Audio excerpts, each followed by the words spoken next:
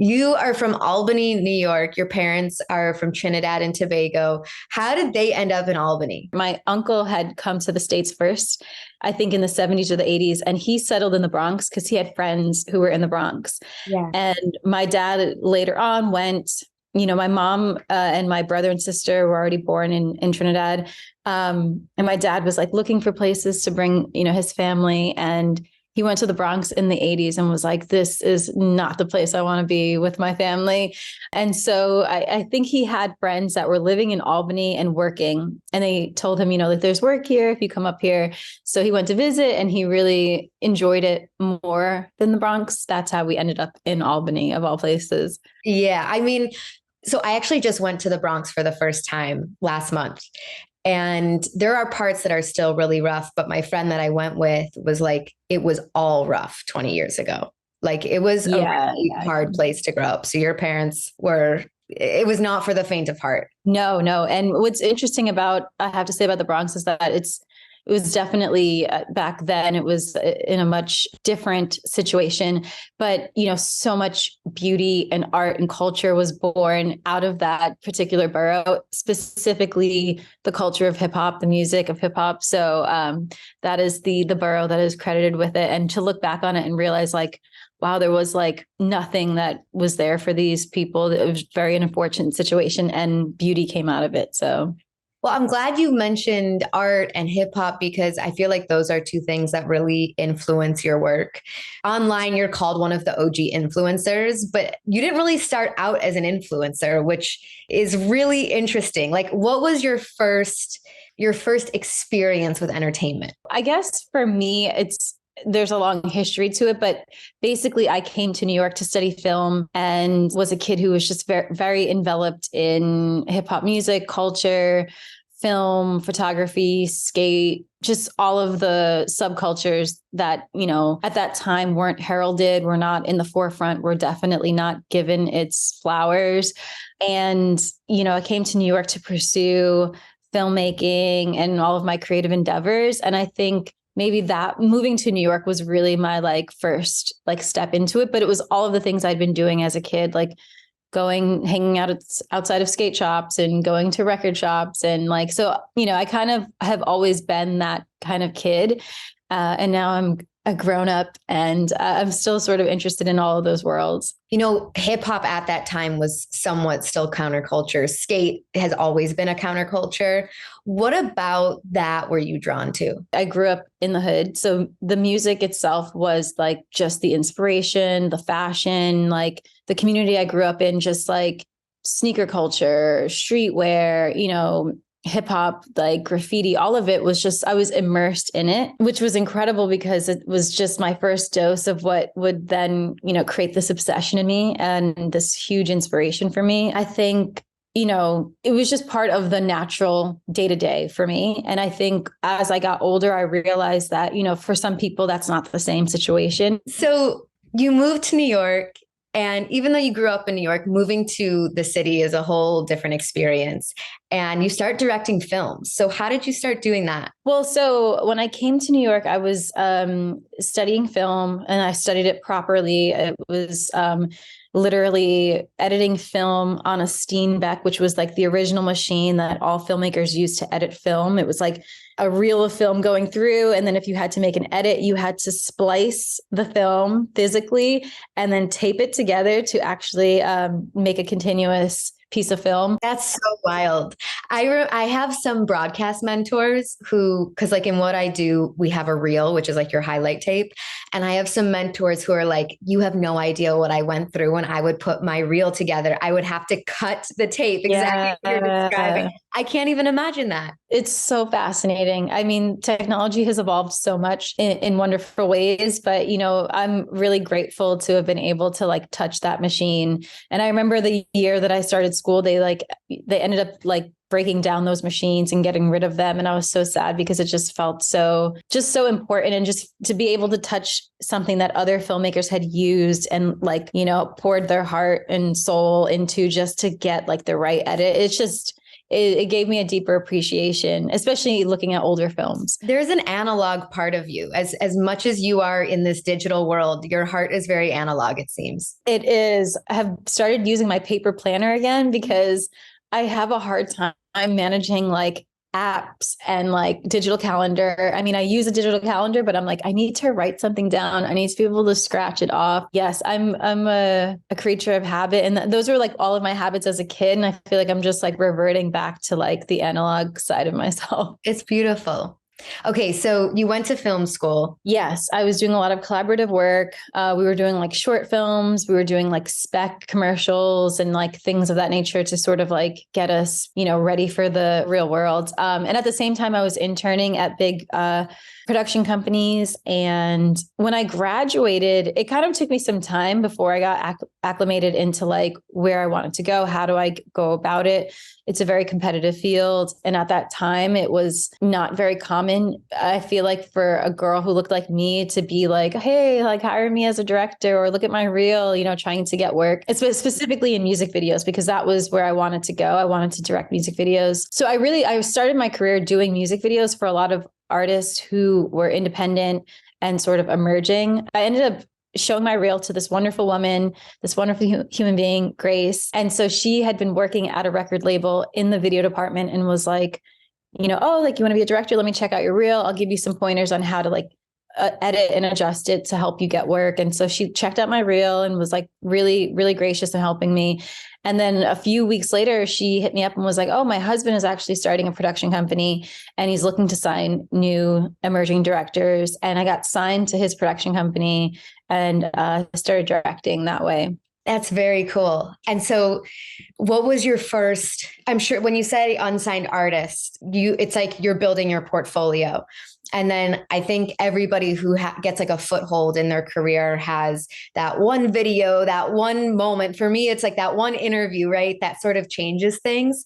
What changed things for you? So at that time I was doing a lot of videos for, independent artists. But at the same time, I was also writing for the other directors that were on my production company. So I was writing concepts for music videos for them. And one of which I wrote for Anthony Mandler, who was a mentor of mine. He's a wonderful, wonderful person.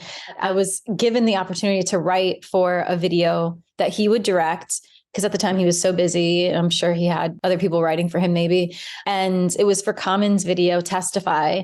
And I just wrote this concept and, sent it over and they ended up using it. And I watched this video on MTV and I was so thrilled. Like to me, it was like everything I'd worked for, everything I'd come to New York for. Was like just to see something that I had a part of like on the big screen. It was incredible. So I think that was like a really, really great moment for me. That's huge as a kid growing up who loves music to see your video on MTV. That holds so much weight. I feel like MTV at some point had raised me because I was just watching TV as a kid, like nonstop, specifically MTV and all the music videos at the time that they played music videos. And it was just so profound for me. Yeah. You mentioned Anthony, and there's really not a lot of female music video directors, but you've now done videos for Kendrick Lamar, for Justin Bieber. What's it like to be a woman in that space? It was a different time. So I feel like when I was just starting out, it was like the mid 2000s. I would say that the music video industry, specifically with directors, was heavily like male dominated. There were, a couple of female directors that I knew of because I'd been so immersed in watching all the videos on TV. So I knew that a couple had existed, but not very many. And so when I started, shopping my reel around, going to offices, trying to meet these executives to like, think about, considering my work, consider me, I definitely dealt with, some men who were like, oh, are you sure you want to be a director? Are you here to like model? I mean, I even showed up onto some of my sets as a director early on, and as soon as I walk in, they're like, okay, talent goes over there. And I'm like, oh, I'm the director. Like, so I had moments like that. Definitely. I think now it has evolved a lot. There's so many different kinds of directors that look like me, that look like all kinds of women. Just representation is huge right now, I think, specifically in the directing field, which I think is great. But when I was coming up, it was not commonplace for sure. So you're doing these videos and then you're starting to become friends with the people you're working with. Of course, that's like how it goes, right? When I was researching, I see you online and there's all these celebs that you've posted with, that they've posted with you. And you kind of step into this influencer space, and it happened by accident, it seems. Yes. So I'm always confused when people use the word influencer because so for me, I just call myself an artist, but I think, for me being enmeshed in so many different worlds, like with celebrity or with downtown cool, all of these things, I feel like for my, origins, it was me being this kid who was interested in so many different weird worlds. And I had a visibility because I was just sort of like this kid hanging out downtown. I also made friends with other people who were like-minded. Mm-hmm. So we were like these young creative kids, just like creating by default, like just like making things for fun. And now we're all in this really wonderful position. We were just these kids who had no money, working like odd jobs, but making things for fun and sort of like creating a name for ourselves. And I think at the time of when we were doing it, there was no social media. So when you heard about someone, you saw them in a magazine because it was like their street style photo, or you knew that, if you wanted to get like good styling, you went to this certain person downtown. It was all word of mouth. And I think that weight was really there. I think now it's different. I'm going to bring this full circle. Now it's different, where I think that the visibility of people on social media, it's harder to discern like, oh, what kind of person are they? Or are they really this, creative, or are they like using Pinterest for their whole inception of all of their work? And it's no shade, because I feel like at the end of the day, if anyone is, working and making a name for themselves, like, more power to you. But I think at the time of when I was coming up, it wasn't easy to be known for something or to be sort of like in these circles. It then became this situation of like, oh, like I know this person, you should meet this person, ended us up into like the world of celebrity, where people wanted to work with us, or being out at an event and them knowing your name because they knew of your work or knew about you. I mean, obviously that happens now, but it happens in a different way, I think. But I read that you said that you're a good representation of the culture in this strange digital era. So tell me what you mean. Like, where do you see yourself in this digital era now? Because I love this tension that you have between the analog and digital. I feel it too. I get where you're coming from. I try to be the best representation. I don't take it lightly. To me, it's really important. These cultures that we exist in and, are ultimately influencing the world. And for me, I feel like, even down to the fact that like, using the technology that predated digital. So like even like analog things like a turntable, things of that nature. Like I feel like it's important to keep those elements alive as much as we are evolving, important to embrace the future.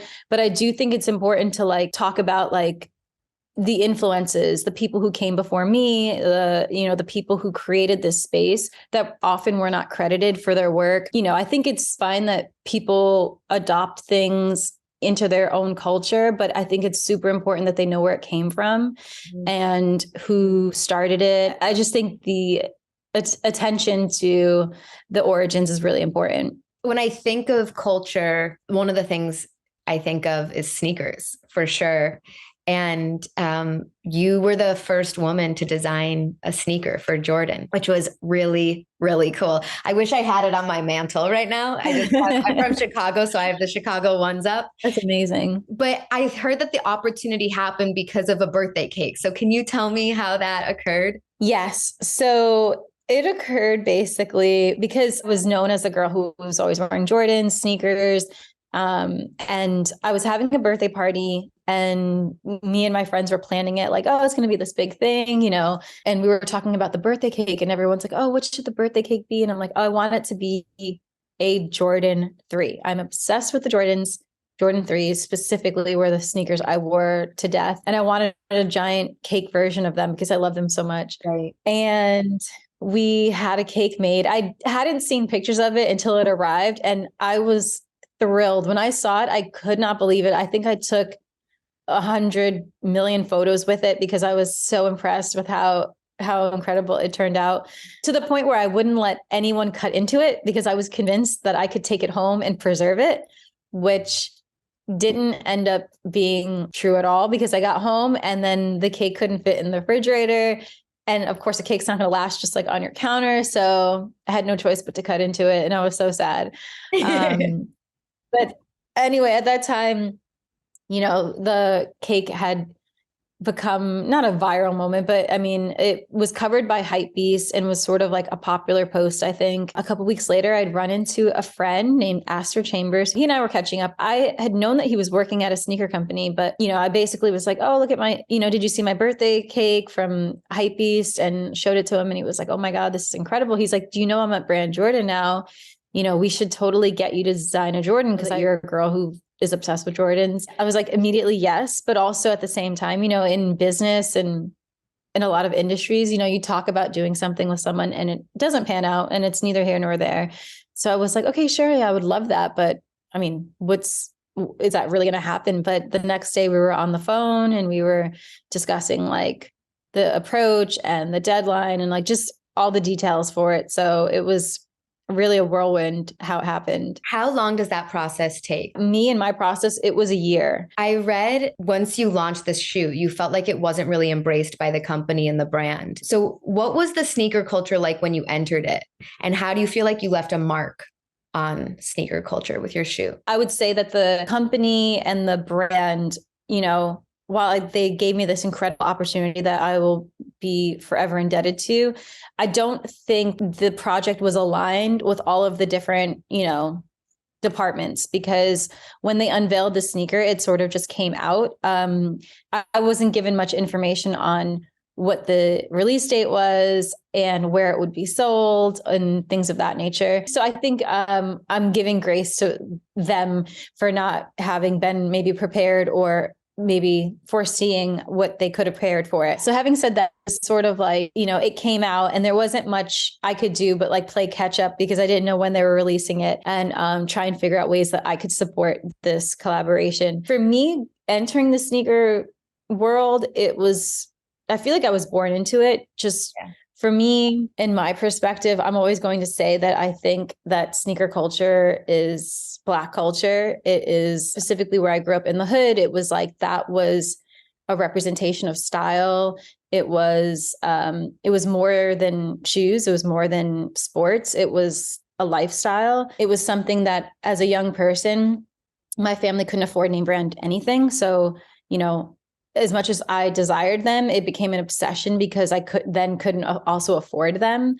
The sneakers just represented just this epitome of just style that is hard to explain. But I guess at that time, it was just everything to me. And I think to the culture, even though maybe it wasn't verbalized and it wasn't something that, was the topic of discussion. It was just like, if you have a like cool look, like what shoes are you going to wear? Or, you have these shoes, what outfit are you going to then pair with it? It was like, that was the culture of it. Do you still care? Like when you get dressed today, do you still think about your sneakers or do you care less now? I think it depends on the day and it depends on the outfit, but day to day, I generally don't care.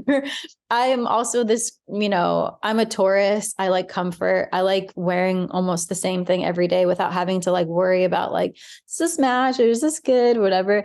So I often will just slip on the same pair of sneakers I'm always wearing. What do you always wear?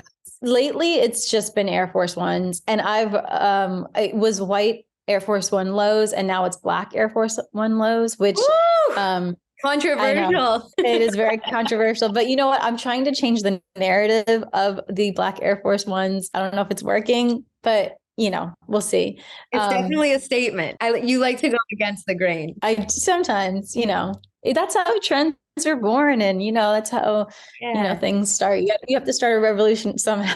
But yeah, so sneaker culture, when I entered it, to me, it was like it was hood culture. I ended up getting a scholarship to an all girls school that was in the suburbs. And I just remember realizing like, oh, they don't care about sneakers. Like, not to say that they represent the entire world at large, but I was like, oh, like this is not a big deal for them. And like, I'd see girls with really nice sneakers, just like beat up sneakers, like, like, oh, I didn't care. I just wear them for gym. And I'm like, oh my God, like, do you know what you have? It was just a whole different culture. So I think, when I also moved to New York, I realized that sneaker culture was bigger, but it was definitely not what it is now. In general, hood girls wore sneakers from what I gathered. It was like, that was like the style, like to wear a cute outfit and like wear a pair of cute Jordans or Air Max. But like other girls were not like, oh, I'm wearing like a cute look and sneakers. Sneaker culture evolved with, magazines and with blogs and with stores and all of those things. And I think now it's so fascinating to see like, just so like everyone wearing sneakers, like fashion magazines who never would have done a story on sneakers, like, 10 ways to wear your Air Force Ones, or like, just. Yeah, it totally changed. But it sounds like as you're telling me this, that they mean more to you than just shoes. I think that that's also the sentiment of like where the culture was born from for me. Like when I look back at, growing up in the hood and, seeing kids who like, don't have much, but like they put all of their full detail and energy into like their look, to me, that is something I adopted. And it, again, I think for me, if I'm trying to hold a torch and like keep these cultures alive, the authentic core of these cultures, it's also that it's like, a little bit, it's also like kind of a tribute to sort of be like, I'm thankful again for being a part of this world, and then also want to like do it as like true as possible. When you think of tastemakers now, whose sneakers are you looking at? I'm always looking at Aleli May. Like she is just hands down my absolute favorite. I just think that she is also someone I think who is like this old soul who's also preserving culture in a way that is like so important and so beautiful. And at the same time, like making huge strides for women, just like everything that she's doing, I think is so exciting and wonderful. And anytime she posts, I'm like, what are you wearing? Where'd you get it? Who are you tagging? Like, she's just incredible. What do you think the tie is between hip hop and sneakers? I think it goes back to what I was saying, that it's part of Black culture. It's just, that was it. Like for me, like growing up in the hood, it was like sneakers were just part of everyday life culture, not everyday life. Like, oh, I'm wearing sneakers to like work out. Like I'm wearing sneakers to like perfect my look and to like, it was part of the style and the expression. It was much more ingrained that almost like you couldn't like walk out the house. Everyone, like you had to have like a nice pair of sneakers. And if you, whatever you had to be clean. It had to be pristine. Like there was no way you were walking out the house like with scuffed sneakers or something like just not cute. And I mean, a lot of that there could be like further discussion of what that DNA is and what that actually comes from. And, maybe not having much and like, having the nice things that you have and taking care of it properly. But to me, sneakers and hip hop, I don't even know if I'm explaining it properly, but for me, it's a no brainer. I mean, they're just like so interconnected. It's just part of the culture. It's just, yeah, I don't know. Are you still DJing now? Mm-hmm. So how often are you DJing? Because you also are a mom now, which that changed you. When I read and listened to interviews, you talk about how like this was the best role and job you've ever had. Yes. But now I have a 2.5-year-old. So that statement could be adjusted. Terrible twos are real. I do love being a parent. I do love being a mom. It teaches I love that you're me, a mom and a DJ. That makes me smile because I think those are two titles I don't see a lot together. Yes. And you know what? And I'm sad about it because I think that there are plenty of women who were or are moms and DJs, and like just trying to figure out the balance is like, it's a lot. I mean, I'm sure trying to just be a person who works at a store and be a mom is also, there's so much to it. So I'm not saying that my situation is more difficult than anyone else's, but I do acknowledge that there are a lot of women who are DJing and probably transitioned into motherhood and maybe at that time, like, potential bookers or clients didn't see them as like, viable because now they're a mom and this and that. So I'm hoping that also with what I'm doing is that they see like, no, you can still book me and plenty of other women who are now moms, and we can still do our job and do it even better now. So, Speaking of moms, I read that on Instagram that you said I moved to New York City to fulfill my dreams and also my mother's dreams. So, what did you mean by that? What dreams of hers were unfulfilled that you lived out? my mom, my parents, they don't understand what it is that I do. They don't really understand the creative world. But, when I think about my parents and I think about my mom specifically, I just, I think about how much they did and sacrificed to come to this new country to give their children a better way of life. My parents didn't go to like proper school. I think in their country at the time, they maybe got up to like 6th or 7th grade, and they were expected to like help with the family and go get a job to also contribute to the family.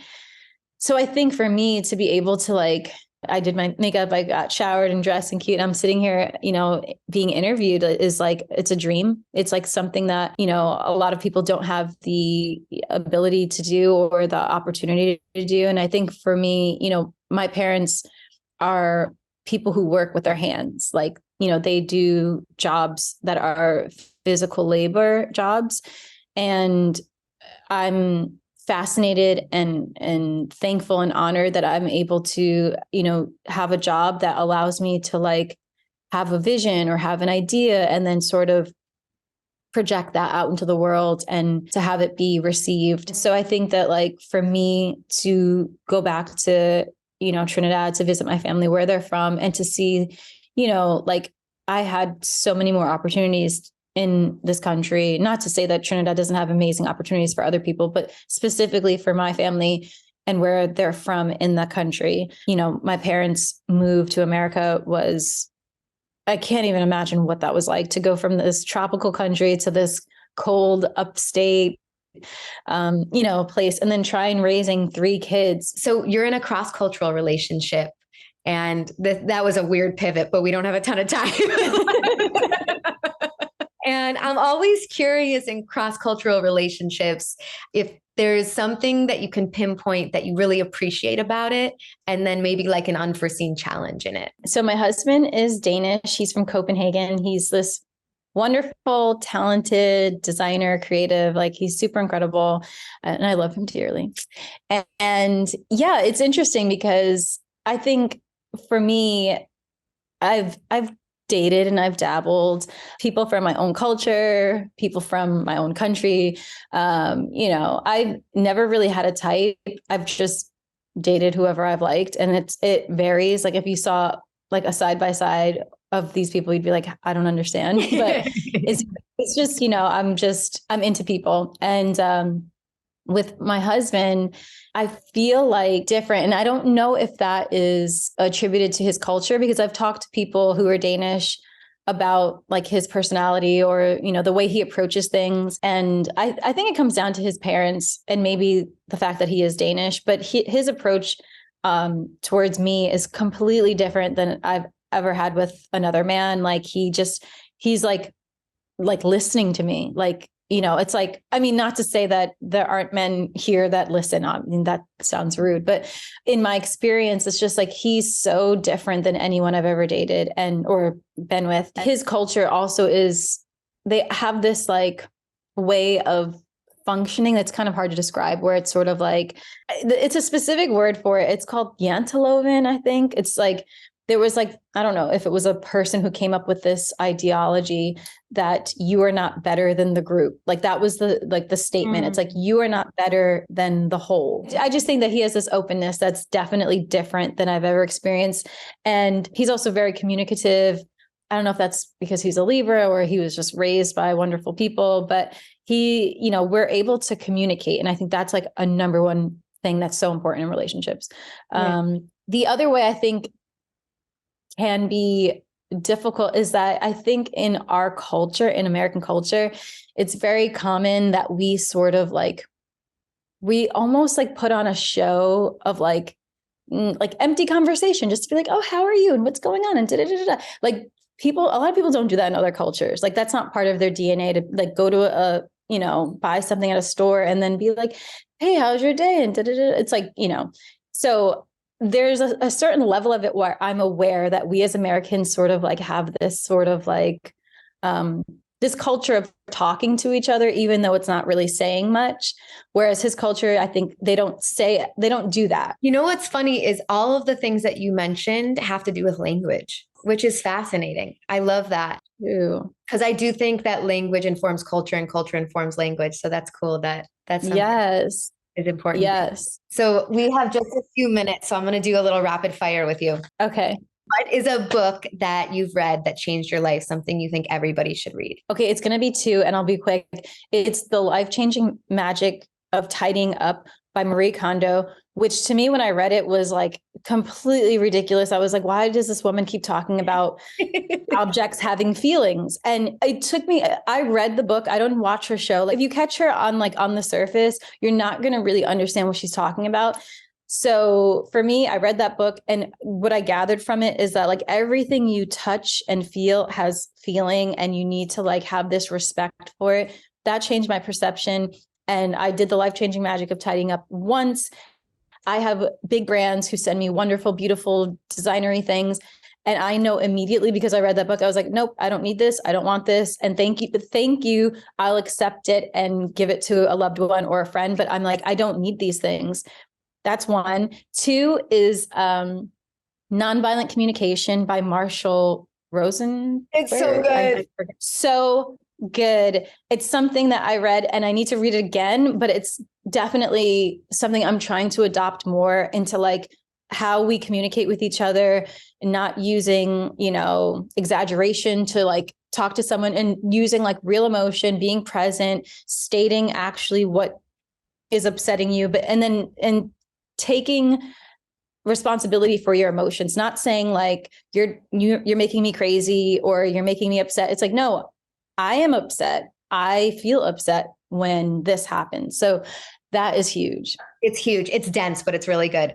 Okay. I do a pretty smart question. So because we're virtual, tell me when to stop. Stop. This is interesting because of what you just said. One thing you're trying to or need to let go of. Expectation, especially having a child now. And today was a day. I'm surprised that I was here and on time and ready to make this happen, thanks to Shosh, but like, cannot believe it happened. And I had an expectation of how my day would go. We had a situation with the nanny, and I was holding on to this expectation and upset and angry, and then trying to remind myself that I need to like let go of expectation. So I just read something that blew my mind. Tony Robbins was like, as soon as you replace expectation with appreciation, your world will change. That is going to make me cry. That I totally agree with 100%. I know. It made me emotional too, because I was like, every time I'm upset, it's an expectation. Let me just say thank you instead. I should have called you in the middle of all the drama and you could have told me this. Sometimes we need to feel it so we can let it go. Yeah. Okay. The smartest decision you've ever made. Moving to New York City. I feel like I could track all of my successes, all of my wins, even losses that helped to grow me from moving to this beautiful, frustrating city. It's multifaceted, but I love it and I adore it. And I'm very appreciative that I'm able to live here, considering how hard it is to actually work successfully and be able to afford to live here. So I'm very, very thankful. There's something about New York. I've never lived there, so I don't think I understand it, but it becomes a character in people's lives the way that other cities don't. Paris maybe is like that too. Yes, it's my hero of my story. It is. Oh, wow. Thank you so much. Thank you.